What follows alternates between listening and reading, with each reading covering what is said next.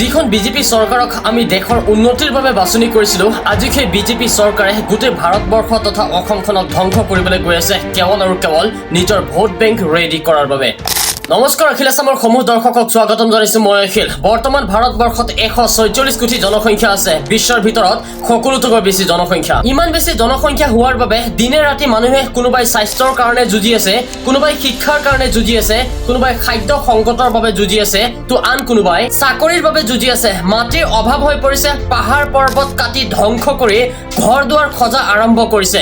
জনসংখ্যা বৃদ্ধিৰ ফলত চাৰিওফালে হাহাকাৰময় পৰিস্থিতিৰ সৃষ্টি হৈছে, চাৰিওফালে কেৱল আৰু কেৱল অভাৱ, যাৰ বাবে অসম তথা ভাৰতবৰ্ষখনত চুৰি ডকাইতি লুণ্ঠন দিনে ৰাতি বৃদ্ধি পোৱা পৰিলক্ষিত হৈছে। ভাৰতবৰ্ষৰ এই অৱস্থা হোৱাৰ পাছতো বিজেপি চৰকাৰে বৰ্তমান সময়ত বাংলাদেশ, পাকিস্তান, আফগানিস্তান এই দেশসমূহৰ প্ৰায় 3 কোটি ব্যক্তিক অসম তথা ভাৰতবৰ্ষত নাগৰিকত্ব প্ৰদান কৰিবলৈ গৈ আছে, কেৱল আৰু কেৱল ধৰ্মৰ ভিত্তিত, যাক CAA অৰ্থাৎ কা আইন বুলি কোৱা হয়। এই আইনখনৰ সম্পূৰ্ণ প্ৰভাৱ পৰিব অসমত, কিয়নো অসমত অতীতৰ পৰা বিদেশীৰে ভৰি পৰিছে আৰু এই বিদেশীসকলে এই আইনৰ জৰিয়তে অসমৰ নাগৰিকত্ব লাভ কৰিবলৈ সফল হ'ব। এটা সময়ত এই বিদেশীসকলৰ পৰা অসম তথা ভাৰতবৰ্ষৰ প্ৰত্যেক নাগৰিকে বিভিন্ন ধৰণৰ সমস্যাৰ সন্মুখীন হ'বলগীয়া পৰিস্থিতিৰ সৃষ্টি হ'ব। এই ক্ষেত্ৰত অসম তথা ভাৰতবৰ্ষৰ জনসাধাৰণে CAA আইনখনক আঁকোৱালি ল'ব নে ভাৰতবৰ্ষৰ জনসাধাৰণে ভৱিষ্যতৰ প্ৰতি লক্ষ্য ৰাখি এই আইনখনৰ বিৰুদ্ধে তীব্ৰ আন্দোলন গঢ়ি তুলিব, সেয়াই লক্ষণীয় বিষয়। কিন্তু আমি অসম তথা ভাৰতবৰ্ষৰ জনসাধাৰণৰ প্ৰতি লক্ষ্য ৰাখি, দেশৰ প্ৰতি লক্ষ্য ৰাখি